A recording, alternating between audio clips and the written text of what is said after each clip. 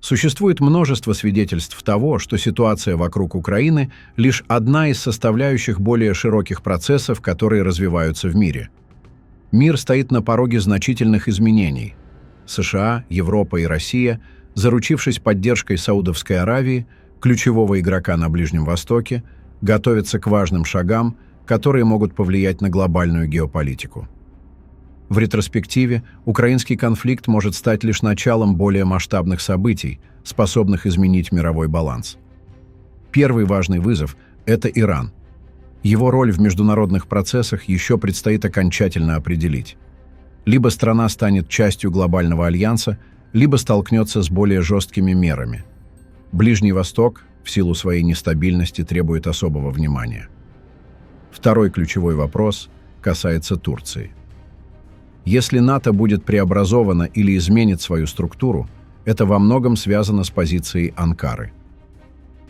Турция играет значительную роль в энергетической и военной сферах, усиливая свое влияние в регионе.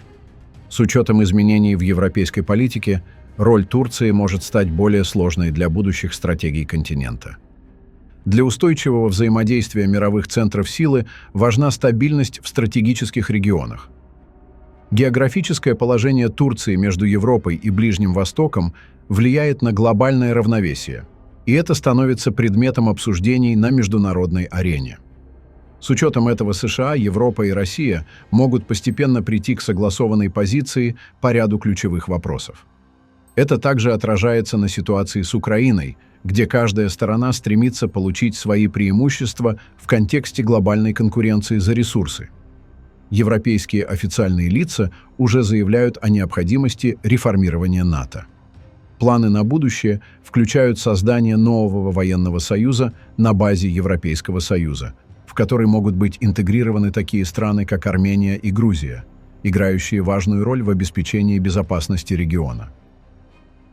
Это подчеркивает готовность Европы к адаптации к новым геополитическим реалиям.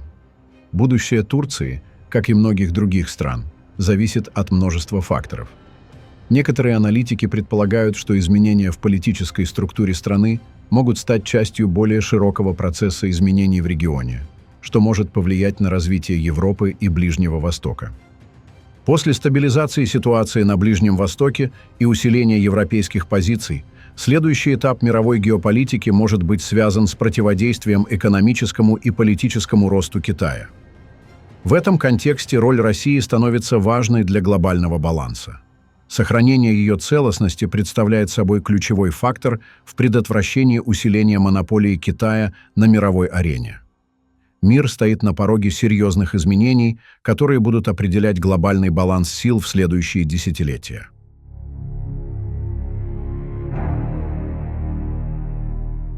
Кибератака на азербайджанские медиаресурсы. Кому выгодно обвинять Иран? 20 февраля ряд азербайджанских онлайн-ресурсов подвергся масштабной хакерской атаке. Злоумышленники попытались проникнуть в серверы и панели управления сайтов, а также разместили изображения на их главных страницах. Атака вызвала перебои в работе нескольких популярных медиаплатформ. В публичном пространстве сразу появились версии о возможных инициаторах этой атаки. Одной из них стало предположение о причастности третьей стороны, заинтересованной в ухудшении отношений между Азербайджаном и Ираном. В качестве одной из версий рассматривается интерес определенных внешних сил в дестабилизации отношений между странами региона. За последние годы не раз отмечались попытки подорвать доверие между Баку и Тегераном с помощью киберинструментов и информационных вбросов.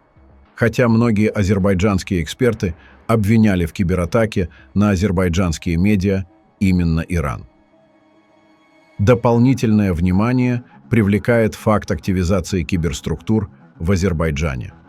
Весной прошлого года в стране был основан Центр кибербезопасности при поддержке зарубежных специалистов, что также вызвало ряд вопросов в экспертных кругах относительно влияния внешних акторов на киберпространство региона. Ситуация остается предметом расследования. Однако очевидно одно – в условиях сложной геополитической обстановки любые киберинциденты могут использоваться как инструмент давления и манипуляции общественным мнением.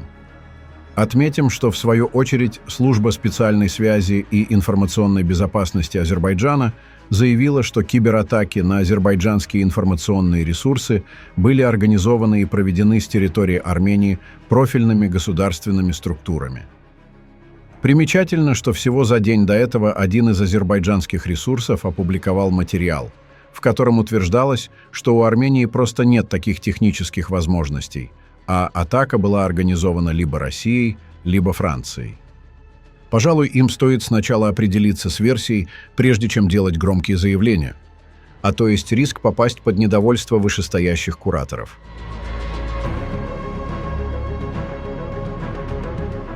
Можно ли доверять политическим слухам? Для меня в профессиональной деятельности политический слух, особенно из закрытых и авторитарных стран, всегда был частью теневого информационного рынка. Как правило, его достоверность колебалась в пределах 30%. Чем закрытее страна, тем выше была вероятность правдивости слуха. Можно ли полностью верить политическим слухам? Конечно, нет. Но и полностью игнорировать их нельзя. Среди последних слухов из азербайджанского информационного пространства говорится о якобы произошедшем скандале между Алиевым и одним из его земляков, ныне российским олигархом. Последний обвинил Гейдарыча в подставе российских бизнесменов азербайджанского происхождения, гордыни и других проступках. Причем это произошло публично, в присутствии свидетелей. Кроме того, по слухам, Эрдоган якобы через своего представителя отказал Алиеву в просьбе помочь наладить отношения с Москвой без значительных материальных потерь. Мол, у самого Турции ситуация неопределенная в условиях сближения России с нынешним руководством США.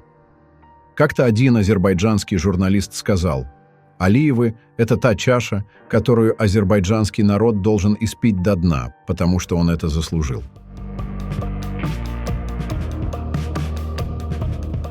История любой страны – это история ее войн, имена славных героев и былых эпох.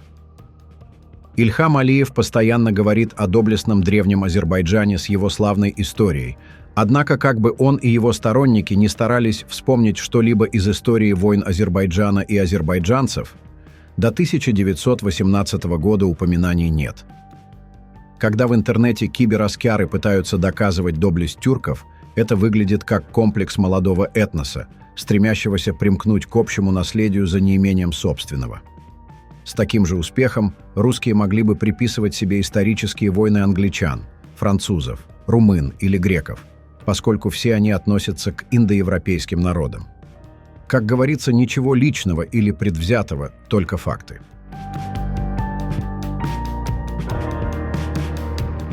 Депутат парламента Швеции Эрик Хельсборн положительно оценивает решение парламента Армении начать процесс вступления в Евросоюз, выразив уверенность, что это пойдет на пользу как Еревану, так и Брюсселю.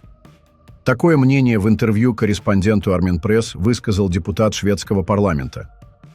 Эрик Хельсборн весьма позитивно оценил принятое парламентом Армении решение, отметив, что путь к членству в Евросоюзе долгий и трудный. Это очень позитивно. Я глубоко убежден, что будущее Армении связано с демократическим Западом. Конечно, путь к членству в Евросоюзе долгий, с высокими требованиями, как и должно быть. Это большой шаг и правильное направление. Я считаю, что это будет выгодно как для Армении, так и для Евросоюза, отметил шведский депутат. Пишите ваше мнение в комментариях и подписывайтесь на наш канал, чтобы не пропускали самые важные новости мира и нашего региона.